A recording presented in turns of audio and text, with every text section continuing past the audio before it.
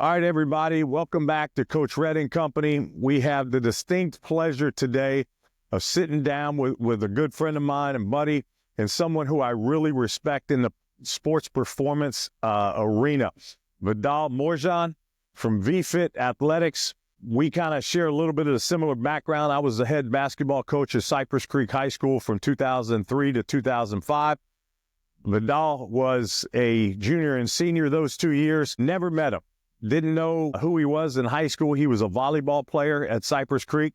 He actually played for my freshman coach on the basketball team. And, you know, it's just interesting. We never crossed paths till probably 10, 15 years later. He was doing some basketball training, individual skill training. I took both of my daughters to him a couple times to work out.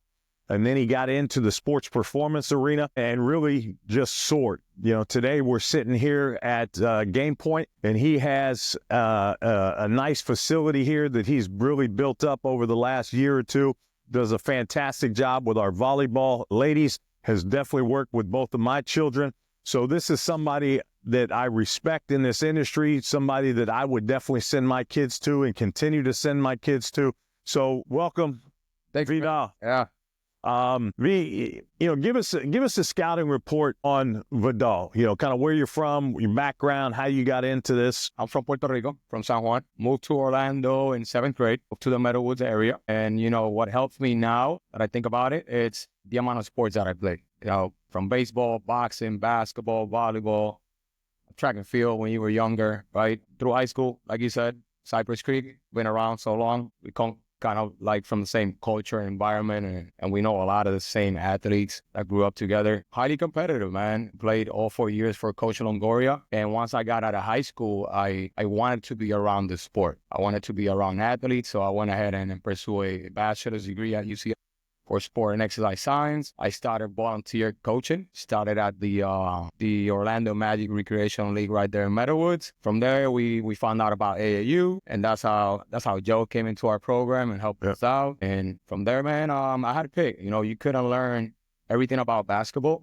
So I was studying the great coaches, Coach K, the UNC guy, Pat Summit, Rick Pitino, Tom Izzo. So I always kind of study the best coaches. And then I was studying the best coaches in the sports performance world. So I was dividing my time. I had to choose one to give 100% on the other. So I decided to go this route because there was less people, and I had a better understanding of what needs to be done based on my background of multiple sports and all that. Talk a little bit about sports performance. Why is it important for athletes to have a sports performance person in their life? So especially with this new generation coming up, we got to teach athletes how to run efficiently, how to change direction efficiently, how to jump efficiently, how to land. When we grew up, we played so many sports, man, that we kind of developed that, right? Right. We were out there in the street playing a lot, and we kind of developed those physical qualities and skills on our own. From an injury prevention standpoint, big deal, right? We get so many injuries, so many soft tissue injuries, non-contact injuries nowadays. So we can get an athlete and teach them a great foundation of not only how to move efficiently, how to have good joint range of motion, how to stretch properly, how to hydrate properly, how to recover properly, and how to be able to express power, force through a good program that doesn't skip steps, that goes phase by phase in a progression. And that's important. You talk about phase by phase. And I was having a conversation with a buddy of mine. You get younger kids and their parents, well, I need them to do these types of move in basketball, that a kid in college or the pros is doing. Well, it's a development process. And I think you really do a great job teaching that there is a process. We have to, it's like building a house. I can't put the roof on first, right? I have to lay the foundation, get a solid base, structural wise, core wise, and then kind of build it from there. And you said this generation's kind of I want it now mentality. So getting them to teach, how do you go about teaching that process to kids? Well, it depends on the kid that we have in front of us, right? The more they pay attention, the more competitive, the more fun they have, faster we can get through this phase. We don't skip steps, man. You can't go to the next phase until you master the fundamentals, right? Right. And like you said, everybody's in a hurry, and we forget about the journey. Like these guys that come here and do great things, they just show up every day and work. Right. They're not thinking about, I need to be here. They just show up on a daily, and it's, like Some people say stacking days. Yep. Just keep stacking and stacking and never skip the process. Yep. You can't skip it. Talk about when a kid comes in for the first time, talk about your process of what you go through in evaluation. I'll explain to the parents, right? I'll ask them a few questions about their history. How long they've been playing the sport, what are some things they want to get better at. Once they walk in, we'll give them a tour of the facility, and then we'll put them through a full assessment. So there's two parts to the assessment. We'll do an orthopedic assessment where we're going to track and measure different types of joints to see how well of a range of motion they have, whether it's tight or too loose, so we can address those imbalances if they need to be. And then we'll put them through an athlete performance assessment where we're going to be able to collect data from reactive strength index, the power output, the vertical jump. We'll be able to see them on the movement, how they're able to move and produce power, strength, force. We'll put them through a speed assessment, so we'll do 3. We'll do a 10-yard acceleration, a 20-yard transition, and a 40-yard peak speed. So with that, we'll build an entire profile of the athlete, and we know exactly what we need to address. And you can kind of figure out when an athlete comes in, you can feel their vibe, their energy, how hard they work through the assessment, how you can approach their training, and how much you can really get out of them. Guys and girls, if I have a 15, 16-year-old boy and a 15, 16-year-old girl come in, are you putting them on the same plan, or how do you evaluate the two different sexes? Yeah, so not the same plan. Not every athlete should be doing the same things, even if we play the same positions. So with girls, you got to take a different approach through the injury prevention part. They're big ACLs, right? Their composition is different. Their whole body's different. Their amount of strength and force they can produce is going to be different than a boy, right? At the end of the day, though, it's going to come back to how focused and determined that athlete is on the detail of every rep. And the intent and the execution, that's what's going to lead them to be able to progress faster or do more fun things and more explosive movements. So a kid coming in, he's got to understand, or she's got to understand, that I'm not just coming here going through the motions for an hour. My mom paid my fee. I just go through the motions and I'm out. To get really good and to get to Alabama or to Duke or on the USA national team or University of Florida and Kansas, that didn't just happen because they just walked in and kind of hung out and chit-chatted. They really have to go through with intent and purpose in everything they do to get better. Yep, 100%, man. Every rep. And you can see it. Right. If they mess up, they're going again. Right. And they're hungry, the effort, the attitude.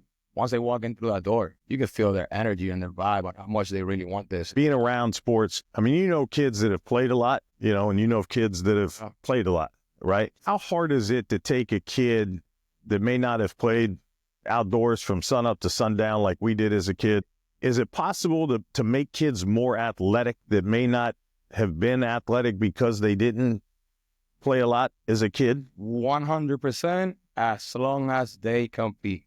As long as they work hard. If you're going to walk in here, think that you're going to do the drill and it's going to make you better, it's not. Right. It's the effort, the intent, the execution that you put into the drill that's going to make you a lot better. Basically going game speed in all the workouts. Right.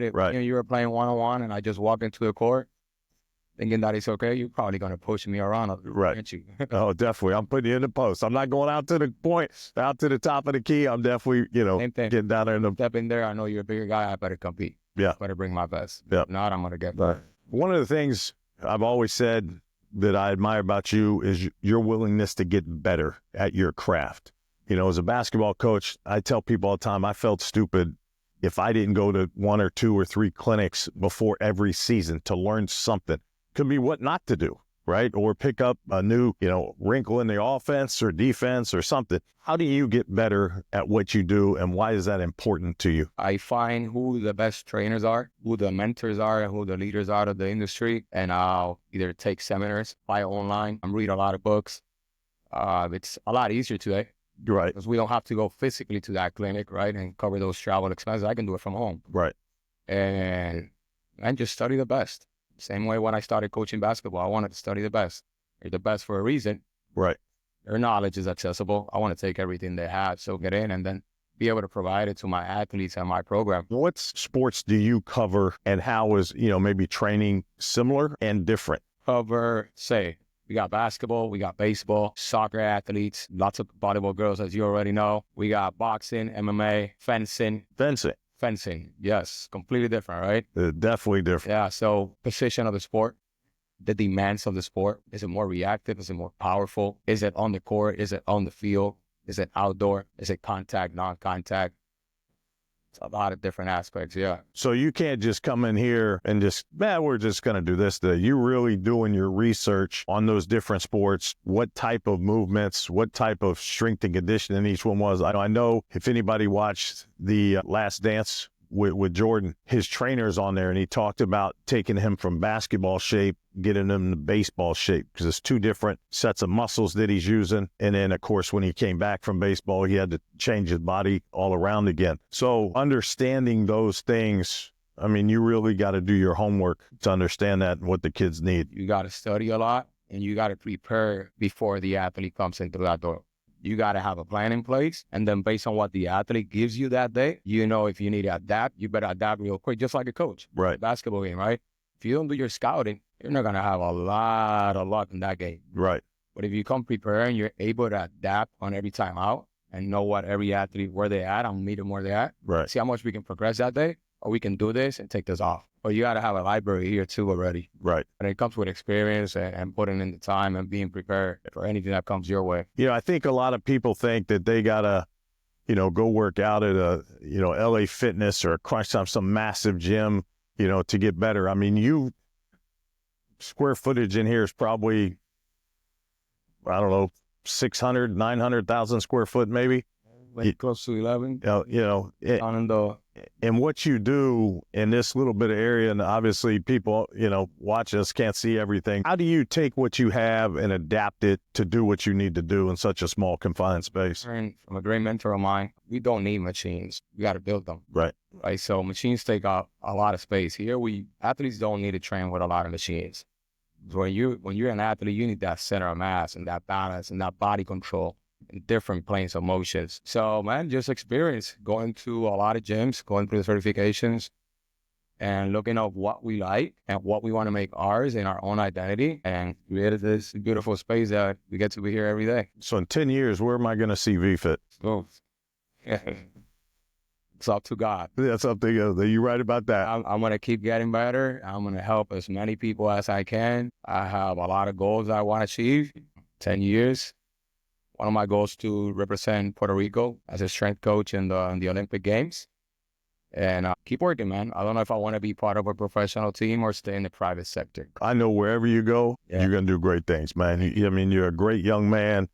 I've enjoyed watching you grow at this and you know, some of the training you do. It's exciting for me to see where you've come from and where you are. And then, you know, again, I've given my children over to you to work with, you know, and I tell you, hey, if they ain't working, kick the butt out of here. And I want them to work. So people watching, how can they get a hold of VFit? How can they find you? Or, you know, if they want to come by and get an assessment or work out with you? Sure. You guys can find me at vfitsports.com. Or my Instagram handle, it's at VFit_athletic. There you go, ladies and gentlemen. One of the best in the business. I'm not going to send my kids to somebody and come and interview them. My kids have been with him on a lot of different areas, a lot of different skill levels, whether it's working out in here getting better or whether it was on the basketball court working out. Fine young man. You can't find a better person, better trainer. Vidal Morejon, we thank you for sitting down with us, buddy. I appreciate you, buddy. Thank you.